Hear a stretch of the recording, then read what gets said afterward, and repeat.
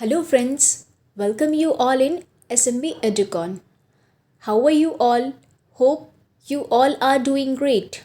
So today we will start class 6 geography chapter 3 that is motions of earth. तो चलिए chapter को शुरू करते हैं। अर्थ की मोशंस की बात करें तो अर्थ की बेसिकली टू टाइप की मोशंस होती है। एक है रोटेशन और दूसरा है रिवॉल्यूशन। तो इसी रोटेशन एंड रिवॉल्यूशन इन दोनों कंसेप्ट को अब हम एक एक करके डिटेल में समझेंगे। तो चलिए पहले रोटेशन को समझ लेते हैं। Rotation is the movement of the earth on its axis, यानी कि जब अर्थ अपने एक्सिस में मूव करती है तो अर्थ के इस मूवमेंट को हम रोटेशन कहते हैं। और एक्सिस तो हम पहले ही समझ चुके थे कि एक्सिस होता क्या है। Axis is an imaginary line जो कि नॉर्थ पोल को साउथ पोल से जोड़ती है। Now let's talk about revolution. Revolution is the movement of the earth around the sun in a fix path or orbit. Means revolution earth की ऐसी motion होती है जहाँ अर्थ सन के अराउंड एक फिक्स पाथ या फिर ऑर्बिट में घूमती है। तो चलिए अब हम समझेंगे कि ये ऑर्बिटल प्लेन होती क्या है। तो हमारी अर्थ सन के चारों तरफ रिवॉल्व करते हुए जब अपनी ऑर्बिट में रहती है तो वह जो प्लेन बनाती है उसे हम ऑर्बिटल प्लेन कहते हैं। In short we can say that the plane form by the orbit is known as orbital plane.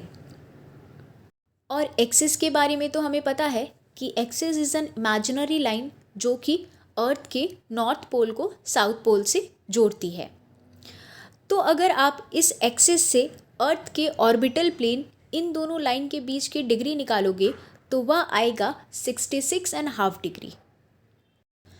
तो चलिए अब हम नेक्स्ट सर्कल ऑफ इल्यूमिनेशन के कंसेप्ट को समझेंगे।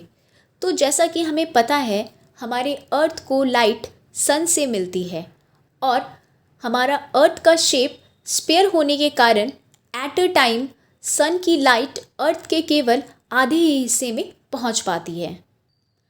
That's why the portion facing the sun experience day while the other half away from the sun experience night.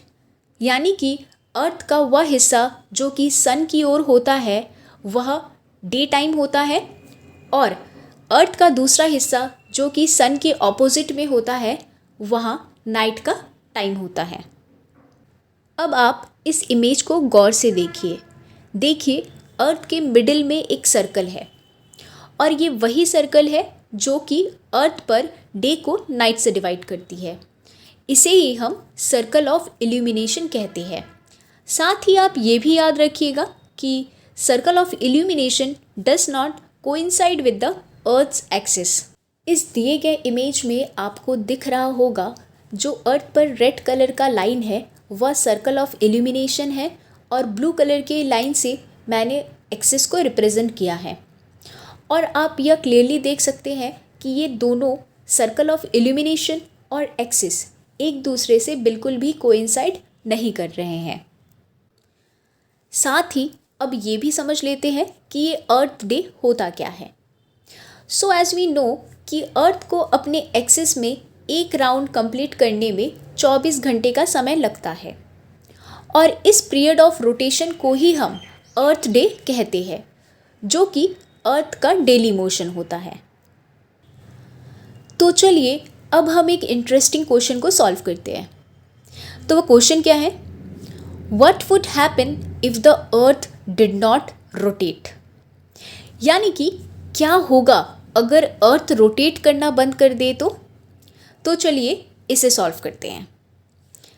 अर्थ अगर rotate करना बंद कर दे तो अर्थ का वह हिस्सा जो कि सन की ओर फेस की हुई होगी वह पोर्शन ऑलवेज डे को एक्सपीरियंस करेगी और कंटिन्यूसली सन को फेस करने के कारण यहाँ पर बहुत ज़्यादा गर्मी हो जाएगी और अर्थ का दूसरा हिस्सा जो कि सन के ऑपोजिट में होती वहाँ कंटिन्यूसली डार्कनेस को एक्सपीरियंस कर रही होती और वहाँ पर सन की लाइट ना पहुँच पाने के कारण फ्रीजिंग कोल्ड होता।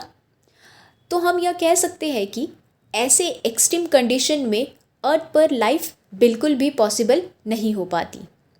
सो अब आप समझ चुके होंगे कि हमारे सर्वाइवल के लिए रोटेशन ऑफ अर्थ कितना इम्पॉर्टेंट है।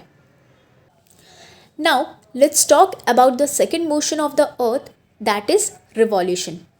तो जैसा कि हमने समझा था, अर्थ सन के अराउंड एक फिक्स पाथ और यू कैन से ऑर्बिट में मूव करती है, जिसे हम रिवॉल्यूशन कहते हैं। और अर्थ को सन के अराउंड एक रिवॉल्यूशन पूरा करने में 365 एंड 1/4 डे का समय लगता है। तो ये 365 तो ठीक है, लेकिन 1/4 डे क्या है? तो जैसा कि हमें पता है 1 day is equal to 24 hour. तो 1/4 डे निकालने के लिए अगर आप 24 को 4 से डिवाइड करेंगे तो आप क्या पाएंगे? 6 आवर। तो हम यह कह सकते हैं कि अर्थ को सन के अराउंड एक रिवॉल्यूशन पूरा करने में एग्जैक्ट 365 डेज एंड 6 आवर का समय लगता है। लेकिन हम अपने कन्वीनियंस के लिए एक ईयर को 365 डेज का ही कंसीडर करते हैं और उस 6 आवर को इग्नोर कर देते हैं। और ऐसे ही we saved 6 hours every year and added to make 1 day that is 24 hours over a span of 4 year. और ऐसे ही हर 4 साल में ये एक सरप्लस डे को हम फरवरी के मंथ में ऐड कर देते हैं। तो इस हिसाब से हर 4th ईयर फरवरी के मंथ 29 डेज़ का होता है इंस्टेड ऑफ 28 डेज़। और ऐसे ईयर 365 डेज़ का नहीं बल्कि 366 डेज़ का होता है। So such a year with 366 days is called a leap year. तो लास्ट जो हमने लीप ईयर एक्सपीरियंस किया था वह था ईयर 2020। तो जैसा कि हमने समझा है कि हर 4 साल में लीप ईयर आता है, तो अब आप खुद कैलकुलेट करके निकाल सकते हैं कि नेक्स्ट अब लीप ईयर कौन सा होगा। आई थिंक अब आप लोगों ने कैलकुलेट करके निकाल लिया होगा कि जो नेक्स्ट लीप ईयर होगा वो होगा 2024। होपफुली आप लोगों को ये वीडियो बहुत अच्छे समझ में आया होगा। So thank you for watching this video. Stay tuned with SMB Educon। Stay safe, happy learning.